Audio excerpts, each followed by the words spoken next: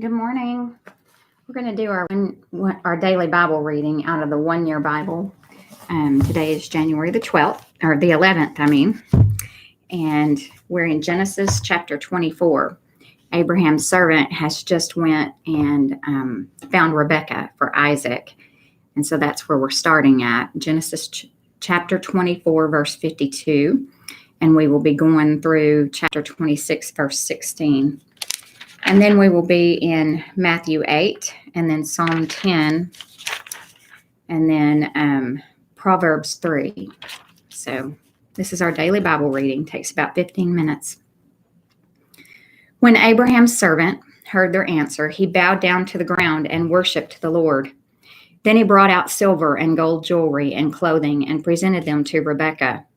He also gave expensive presents to her brother and mother. Then they ate their meal, and the servant and the men with him stayed there overnight. But early the next morning, Abraham's servant said, "Send me back to my master." "But we want Rebekah to stay with us at least 10 days, her brother and mother said. Then she can go. But he said, "Don't delay me. The Lord has made my mission successful. Now send me back so I can return to my master." "Well," they said, "we'll call Rebekah and ask her what she thinks." So they called Rebekah. "Are you willing to go with this man?" they asked her. And she replied, "Yes, I will go." So they said goodbye to Rebekah and sent her away with Abraham's servant and his men. The woman who had been Rebekah's childhood nurse went along with her. They gave her this blessing as she parted. "Our sister, may you become the mother of many millions. May your descendants be strong and conquer the cities of their enemies." Then Rebekah and her servant girls mounted the camels and followed the man. So Abraham's servant took Rebekah and went on his way. Meanwhile, Isaac, whose home was in the Negev, had returned from Bir Lahai-Roi. One evening, as he was walking and meditating in the fields, he looked up and saw the camels coming. When Rebekah looked up and saw Isaac, she quickly dismounted from her camel. "Who is that man walking through the fields to meet us?" she asked the servant. And he replied, "It is my master." So Rebekah covered her face with her veil. Then the servant told Isaac everything he had done. And Isaac brought Rebekah into his mother Sarah's tent, and she became his wife. He loved her deeply, and she was a special comfort to him after the death of his mother. Abraham married another wife, whose name was Keturah. She gave birth to Zimran, Jokshan, Medan, Midian, Ishbak, and Shua. Jokshan was the father of Sheba and Dedan. Dedan's descendants were the Asherites, Letushites, and Leomites. Midian's sons were Ephah, Epher, Hanok, Abida, and Eldah. These were all descendants of Abraham through Keturah. Abraham gave everything he owned to his son Isaac. But before he died, he gave gifts to the sons of his concubines and sent them off to a land in the east, away from Isaac. Abraham lived for 175 years, and he died at a ripe old age, having lived a long and satisfying life. He breathed his last and joined his ancestors in death. His sons Isaac and Ishmael buried him in the cave of Machpelah, near Mamre, in the field of Ephron, son of Zohar the Hittite. This was the field Abraham had purchased from the Hittites and where he had buried his wife Sarah. After Abraham's death, God blessed his son Isaac, who settled near Bir Lahai-Roi in the Negev. This is the account of the family of Ishmael, the son of Abraham through Hagar, Sarah's Egyptian servant. Here is a list by their names and clans of Ishmael's descendants. The oldest was Nebaioth,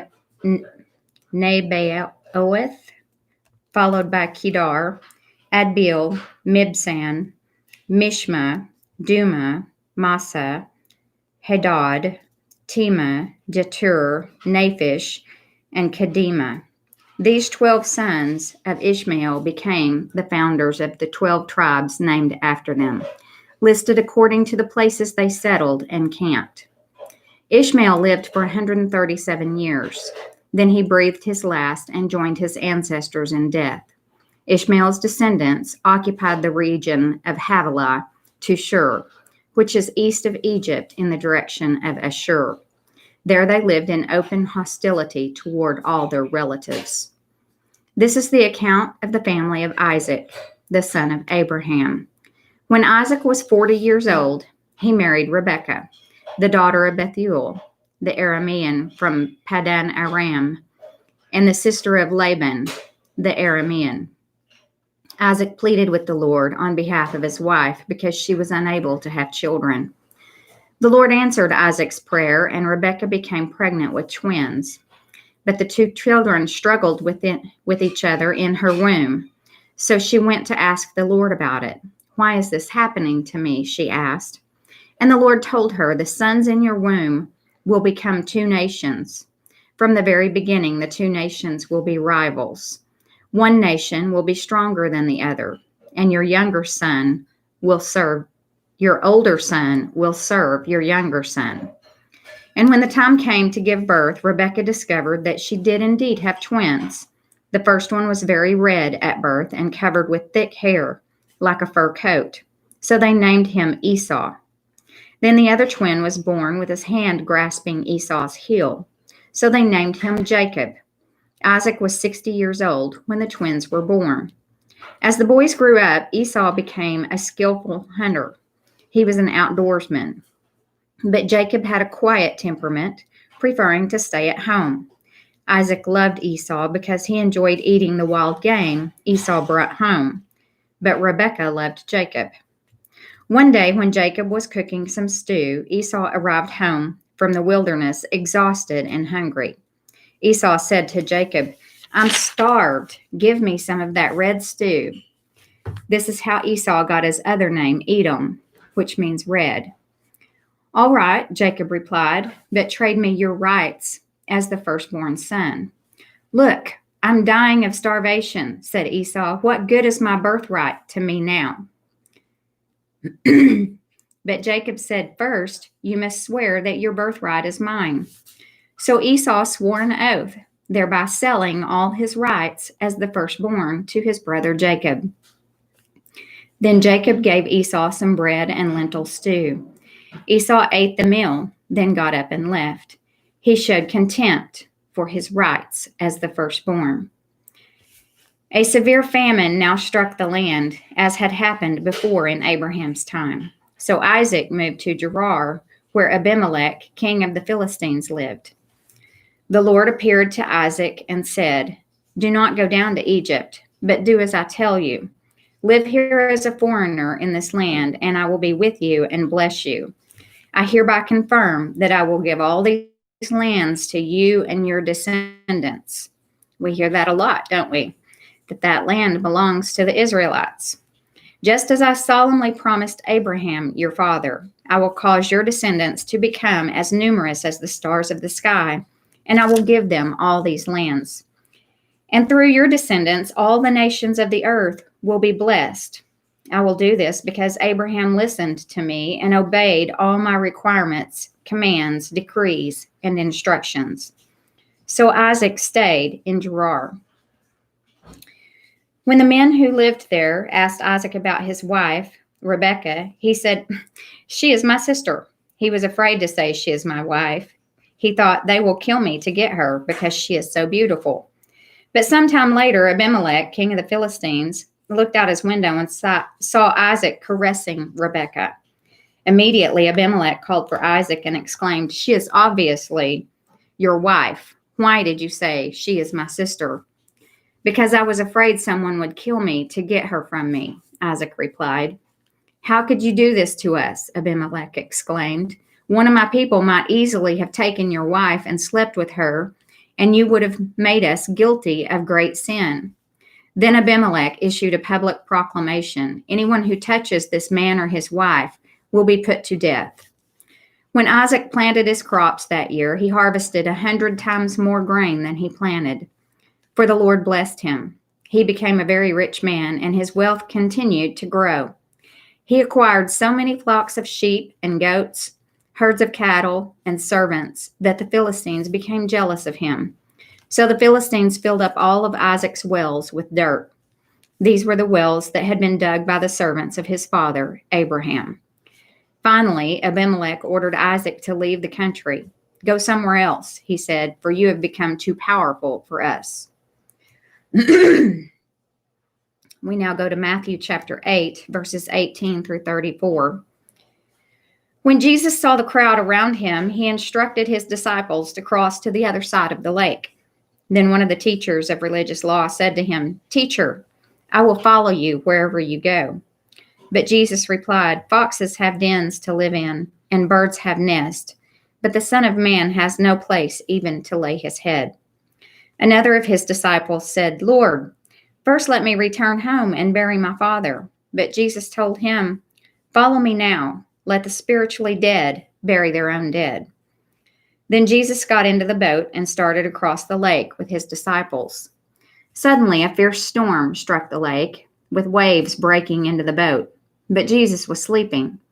The disciples went and woke him up, shouting, "Lord, save us. We're going to drown." And Jesus responded, "Why are you afraid? You have so little faith." Then he got up and rebuked the wind and waves, and suddenly there was a great calm. The disciples were amazed. "Who is this man?" they asked. "Even the winds and waves obey him."